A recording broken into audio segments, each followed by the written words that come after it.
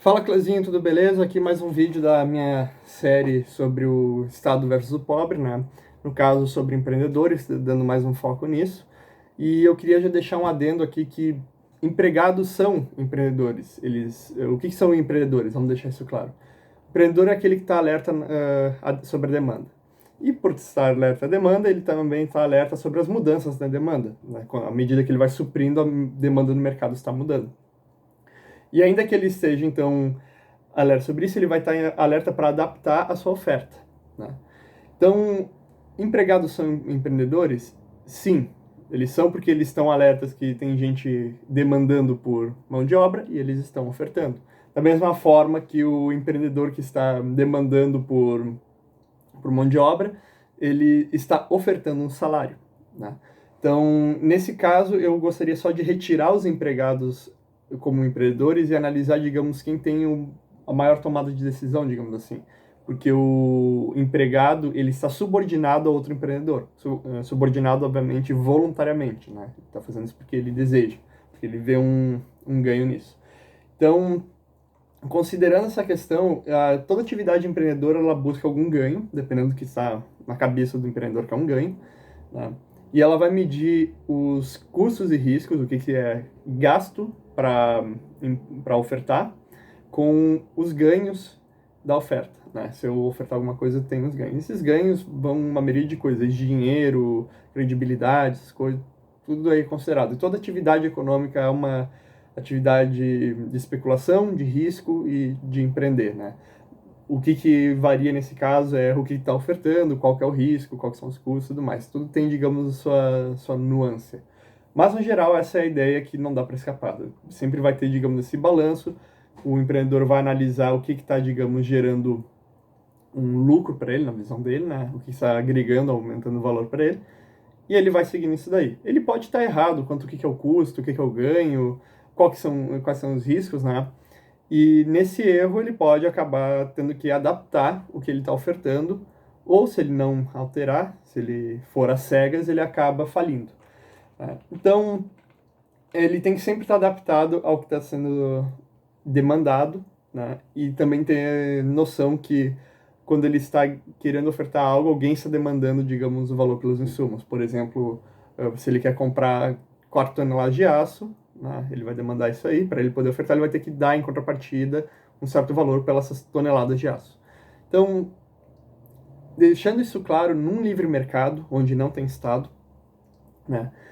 Seria somente uma barreira técnica que eu estou chamando para esse vídeo. A barreira técnica são custos de insumos, investimento, qualidade da demanda, qualidade demandada, na verdade, logística, operação, marketing, tem todo o risco, toda a informação assim que tu tem sobre isso, né? E tu tem essa barreira, o que ela é percebida, e a barreira real que tu descobre na hora. Um bom empreendedor tenta, digamos assim, diminuir a margem de discordância entre a barreira percebida e a barreira real, mas não dá para saber exatamente o que é. Então, empreender nesse caso é em certo grau uma arte, né? Porque não dá para simplesmente quantificar, digamos, antigamente era isso, agora vai ser isso. Não dá para prever a ação dos agentes. Então, todos esses riscos, todos esses custos naturais do mercado, né, naturais no sentido que estão ali, eles são essa barreira técnica de um livre mercado. Mas quando a gente trata de um mercado regulado, onde tem um Estado, existe também o que eu chamo de barreira burocrática. Barreira burocrática eu estou chamando para esse vídeo. Seria, digamos, o que é um custo adicional à barreira técnica. Por exemplo, regulações, que tu vai ter que mudar a forma que tu opera, né? E isso atrela custo. Encargo trabalhista, que é como tu oferta um salário para alguém, ou oferta, digamos, as condições de trabalho. Então, aumenta o custo. Impostos que tu vai ter que pagar, tarifas, taxas, tudo ligado, por exemplo, a importações ou exportações ou comércio. Tu tinha uma época atrás CCPMS, tudo isso tinha que ser considerado, né? E se não for considerado, se o cara deixar uma barreira maior do que o que são os fatos e o que ele acha que são, a maior chance é que ele se ferre, porque ele não está realmente atento ao que está acontecendo no mercado, né? Mas não só isso, né? Isso daí seria, digamos, as barreiras que são consequência do custo estatal na nossa vida, porque porque o Estado ele não está aí de graça, né? Não existe serviço grátis, o Estado está sempre tirando de algum lugar. Isso leva ao que seria o segundo lado da moeda do Estado, que seria o privilégio burocrático, né? O privilégio burocrático, no caso, seria uma reserva de mercado que pode ser causada por essa barreira de entrada. Quanto maior, mais reservado está o mercado para quem já tem dinheiro. Empréstimo com juro abaixo de mercado, que normalmente é dado para os amiguinhos dos governantes ou quem tem uma influência, como a famosa Bolsa Empresário do BNDES, né? Direcionamento de recursos para nichos específicos ou, digamos, projetos de infraestrutura específicos para ajudar alguma coisa, por exemplo, construir um porto perto de uma indústria, né? A indústria não vai estar colocando dinheiro, o Estado vai estar lá colocando esse dinheiro para beneficiar essa indústria primariamente. Também tem os subsídios, o Estado dá dinheiro para produzir alguma coisa, né? E todos esses subsídios burocráticos, né, esses privilégios, eles não geram uma prosperidade maior para a população geral. Tu vai ter, digamos, selecionar ganhadores, mas à custa de todo mundo. Por quê? Porque tudo isso é feito às custas de uma barreira burocrática. Então vai ter gente que vai ter que internalizar esses custos, enquanto quem está recebendo o privilégio burocrático, podendo ter também a barreira ao mesmo tempo, normalmente está com uma vantagem competitiva contra os competidores que não têm esse privilégio burocrático, né? Só lembrando que uma isenção fiscal, né, tipo, você não pagará imposto ou coisa do gênero, isso não é um privilégio burocrático na definição que eu estou dando, e sim uma derrubada da barreira burocrática. Por quê? Porque num livre mercado todas as empresas estão isentas de impostos, se tu for considerar isso. Então, essa definição, digamos, trabalha bem, né? Todas as interferências que o Estado gera no mercado acarretam problemas, como essas incertezas, aumento de risco, a necessidade também de uma margem líquida dos investimentos, né, que impossibilita, ou melhor, que retira o incentivo dos empreendedores de fazer investimentos de longo prazo, que seriam normalmente investimentos em pesquisa, infraestrutura. Não quer dizer que isso não ocorre, mas é que fica muito mais difícil para pessoas que não têm, digamos assim, como comprometer essa margem, fazendo com que os investimentos tenham que ser de curto prazo, porque se der algum problema, um risco se concretizar, né, tipo, vai ter um risco do cara me processar, daí ele processa. Opa, então o risco se concretizou. A pessoa vai ter que pagar sobre isso, né? E, digamos assim, se ela tiver tudo gasto com, estou aumentando uma fábrica, fazendo uma coisa, e não tem essa margem, porque ela acha que não precisa, ou simplesmente porque ela não sabe que precisa, no momento que aparecer, ela vai ter um problema com esse planejamento de longo prazo e vai ter que ou abrir mão disso, ou entrar em dívida, ter problemas e ter que ter uma visão um pouco mais imediatista sobre as coisas que estão acontecendo, né? Então, isso, em certo grau, é um grande problema sobre o que o Estado faz, porque ele gera uma procura por investimentos fáceis de serem liquidados, mas o que normalmente não são os investimentos de longo prazo. Antes que alguém pergunte assim, investimento de longo prazo, o que tu quer dizer com isso? São aqueles que têm um retorno mais tardio do investimento, só que eles vêm a dar mais dinheiro do que o investimento de curto prazo. Mas qual que é o sentido disso? Você ficar esperando para ganhar mais dinheiro, não sei o quê. Bem, se as pessoas não fizessem isso, não teria uma ideia de preferência temporal. A gente tentaria fazer sempre um investimento mais rápido, mais imediato, com maior retorno e menor incerteza, né? Então, eu gravando esse vídeo não teria o porquê, porque eu não sei se eu colocar vai ter view, por exemplo, né? Eu suspeito que tenha, mas eu poderia estar tentando fazer uma outra coisa mais imediata para ganhar em cima. Então, só um exemplo disso daí. Também seria o caso que, se não houvesse investimento de longo prazo, não teria o porquê investir o capital para gerar mais, tipo, ter um aumento da tua produção, tu abrir uma empresa, ou, por exemplo, até um dos maiores investimentos assim de longo prazo que surgiu e determinou a civilização, né, poderia ser visto como agricultura. Como assim agricultura? O latifundiário? Não, agricultura, assim que eu digo, o pessoal era caçador-coletor e começou a fazer agricultura, porque a agricultura necessita desse investimento de longo prazo. Porque o caçador-coletor sai, vai lá, caça e traz de volta. Quando se trata da agricultura, tu tem que poupar um certo número de grãos para replantar e continuar tendo esse ciclo. Só que à medida que tu vai fazendo isso, tu vai prosperando, ficando mais rico. Então, no longo prazo, tu tem um maior retorno do que no curto prazo, né? Boa parte do que a nossa sociedade é hoje é moldada justamente pela agricultura. Então, Eu acho que esse é um ponto interessante, dava até para fazer outro vídeo sobre isso, mas eu não quero tangenciar tanto, né? Mas pensem nisso, vocês que estão aí assistindo. Então existem diversos fatores assim da produção que não seriam necessários em cima do que o Estado faz, né? Como por exemplo certas regulações estúpidas, aquelas regulações assim que o Estado positiva, mas no final não afeta nada, elas não conseguem, digamos, agregar custo. Como, sei lá, é proibido envenenar a comida que tu vai vender. Tá, mas as pessoas já fariam isso. Então é uma regulação inútil, né? Mas, no geral, quando tu começa a ter esse problema de regulações, aumento de custos, tem menos dinheiro disposto para investimento. E como tem menos dinheiro disposto para investimento, começa a gerar justamente uma destruição daquilo que poderia existir, né? E esses serviços inexistentes, então, futuramente acarretam em menor prosperidade geral para todo mundo, porque tem esse dinheiro sendo destruído ou movido aqui e colocado para cá, só que de uma forma que não gera, porque toda vez que o Estado está cobrando essas coisas não é voluntariamente, ele está destruindo, depredando capital, né? E por consequência, não que emprego seja a coisa mais importante do mundo, emprego só são um meio para atingir um fim, né? Por exemplo, tu trabalha para ganhar dinheiro e comprar as coisas que tu deseja, né? São meios para o fim. Justamente quando tu tem essa destruição desse capital e a diminuição do investimento, tu tem uma destruição dos possíveis empregos. Então isso é uma grande consequência que o Estado tem. Mas vai ter gente dizendo, não, mas olha só, o governo do fulaninho de tal criou 10 mil empregos. Não, ele não criou 10 mil empregos. O que aconteceu é que esses 10 mil empregos estão sendo criados em vários nichos diferentes, só que eles taxaram todo mundo e criaram, digamos assim, supondo que não tenha perdas, né? Eles só criaram isso aí em outro lugar.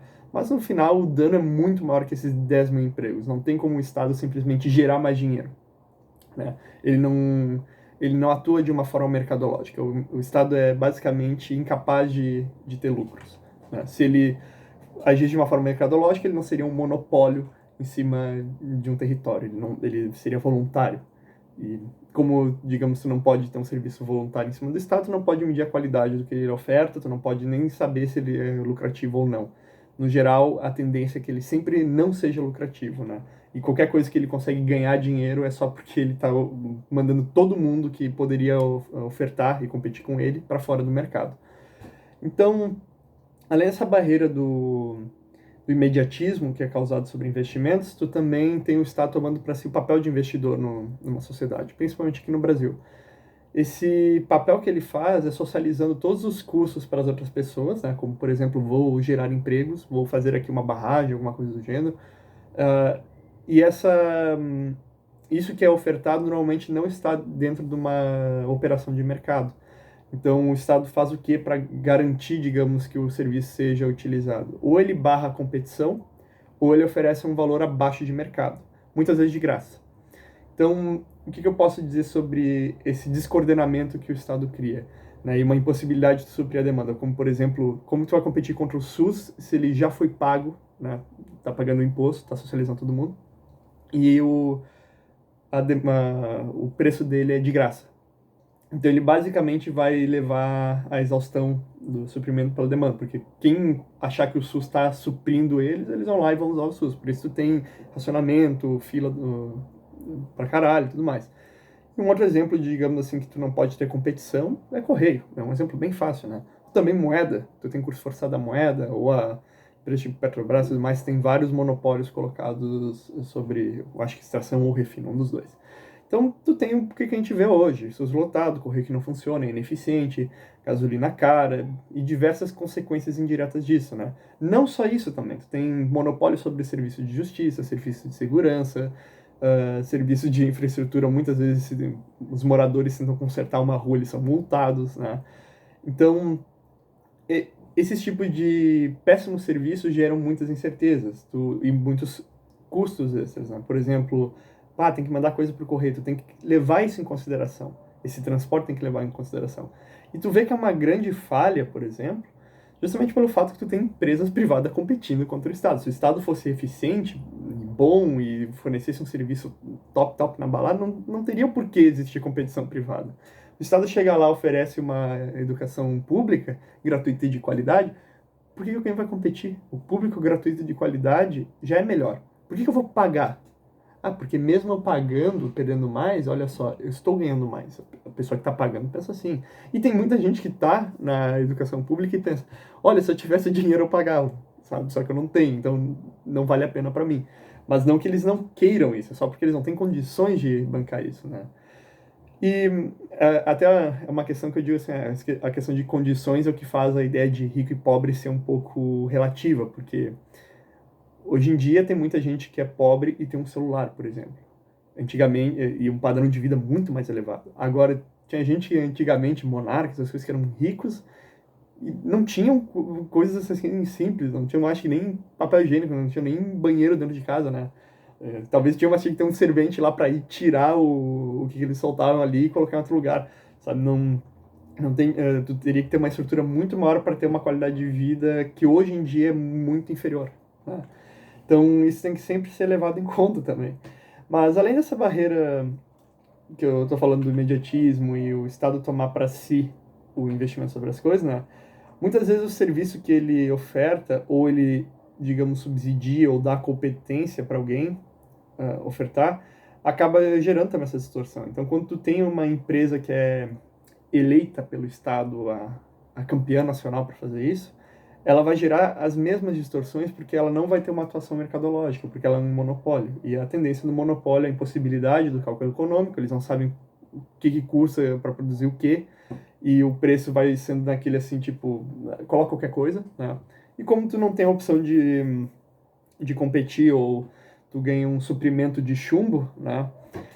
O pessoal não vai contra. E se tu tem pessoas competindo com isso, normalmente elas são perseguidas, como contrabandistas, traficantes, falsificadores, qualquer coisa desse gênero. Então, o que eu quero concluir com isso e o que digamos, o empreendedor ele é importante nesse caso? Já mostrei que, digamos, ricos antigamente, eles tinham condições talvez piores do que os pobres de hoje em dia, né? Claro, existem também pessoas miseráveis, que são pessoas que estão sendo afetadas pelo Estado, mas como eu disse no último vídeo, a miséria, a pobreza, ela é uma característica natural do homem. O importante é de onde vem a riqueza. E de onde vem a riqueza, então? Ela vem do acúmulo de capital, o investimento, e assim as pessoas vão agregando mais valor, vão trocando, se especializando, e isso é que dá o processo civilizatório. O Estado, com essas barreiras burocráticas que eu dei como exemplo, né, que ela é necessária para a existência do Estado, se o Estado existe sem barreira burocrática, então como assim, o Estado ele se financia como? Né? Não tem, deve ter um problema, outro problema aí nesse negócio. O Estado vai sempre gerar uma destruição de capital, não tem como ser de outra forma. Então, essa destruição de capital e todas as outras barreiras, né, tipo não poder ofertar certos serviços de infraestrutura, de justiça, e tem gente querendo, ela impossibilita, digamos, o investimento racional de recursos nessas áreas. Esse investimento racional de recursos que é impedido impede, digamos, uma maior especialização, uma maior troca, né, e um avanço mais rápido do processo civilizatório. Então, o Estado, só por existir, ele necessariamente diminui a prosperidade geral da população. Ah, mas o Estado fez tal coisa, fez isso aqui, fez isso aqui. Bem, ele fez isso nos custos de destruir o capital de pessoas que poderiam estar investindo em outras coisas e gerando, digamos, a baixo custo, outro panorama de mercado que poderia outras pessoas a virem oferecer outra coisa. Por exemplo, se eu oferecesse, sei lá, parafusos mais baratos, se não fosse pela regulação do Estado, poderiam ter máquinas mais baratas, produzir, então, produtos mais baratos, e toda essa cascata de diminuição de custos afetaria, no final, o pobre teria um padrão de vida maior. Mas isso é impedido pelo Estado, né? Não que o Estado tá lá, tipo, burocratas, vamos impedir que as pessoas fiquem ricas. Não, muitas vezes eles talvez queiram ajudar, né? Não, eu não vou lidar sobre índole, não vou ver o que é a vontade do coração dos homens, mas só pelo fato que eles estão ali atuando daquela forma, independente de qualquer vontade, eles estão ferrando todo mundo, né? Então, o Estado, ele diminui a prosperidade geral. Isso quer dizer o quê? Por que a gente é próspero hoje em dia? Não é por causa do Estado, mas apesar dele. Nós só temos, digamos assim, essa prosperidade que a gente tem hoje, justamente porque, apesar do Estado estar aí parasitando o mercado ainda é forte o suficiente para sobreviver. Então, o empreendedor, ele não é em si, digamos, o empreendedor que eu estou usando nesse termo mais estrito, ele não é em si o motor do avanço civilizacional. Esse é o agente em geral, o empreendedor geral, né? O empreendedor mais o empregado, digamos assim.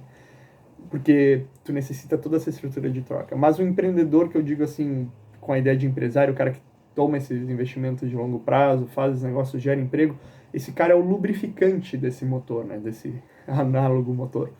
Então, na medida que esses podem investir em longo prazo, gerar mais coisas, ter um maior retorno, né, e são impedidos, isso tem uma destruição do que poderia ser o capital acumulado, a prosperidade geral da nossa civilização.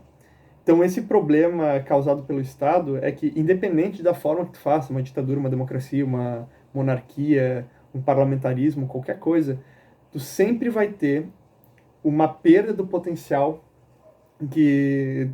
do avanço civilizatório e do acúmulo de riqueza que a nossa sociedade teria. Claro, o Estado não é a única coisa que destrói riqueza, existem muitas outras coisas, como outros tipos de crimes, né, outros tipos de agressão, bandidos destroem riqueza, ou até, por exemplo, um meteoro cair na Terra, mas esses aí são problemas técnicos e talvez não sistemáticos. O Estado é um problema sistemático e causado por outras pessoas, então é um problema muito mais de regras que a gente tem e a sistematização dessa agressão. Então isso que tem que ser levado em consideração quando a gente está analisando esse tipo de coisa. Por que o Estado gera tanta pobreza, né? Ou melhor, impede as pessoas de acumular riqueza, dificulta a contratação, faz todo esse tipo de coisa, gera dependência também, porque isso justifica o Estado de existir, tipo, vou dar dinheiro aqui, estou sendo caridoso com o dinheiro dos outros, né?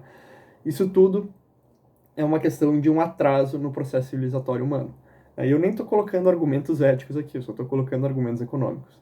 Então, por esse vídeo é isso, né, deixando isso em nota. E não menos importante também é que vocês deem uma olhada em livros da escola austríaca, se vocês estão interessados nesse assunto. Tem o Ciência Econômica Moderna Austríaco, Teoria e História, né, vários outros livros bem simples, o que o governo fez com seu dinheiro, tem também a Anatomia do Estado. Todos esses livros podem ajudar vocês a compreender mais o que eu estou falando aqui. Esse vídeo não é para ser, digamos, num tom super teórico, rebuscado. Não, é só para ser um vídeo assim simples de entender, que faça essa conexão da necessidade da teoria porque tu tá vendo que tá dando problema na prática, né? Então por esse vídeo é isso. Até mais.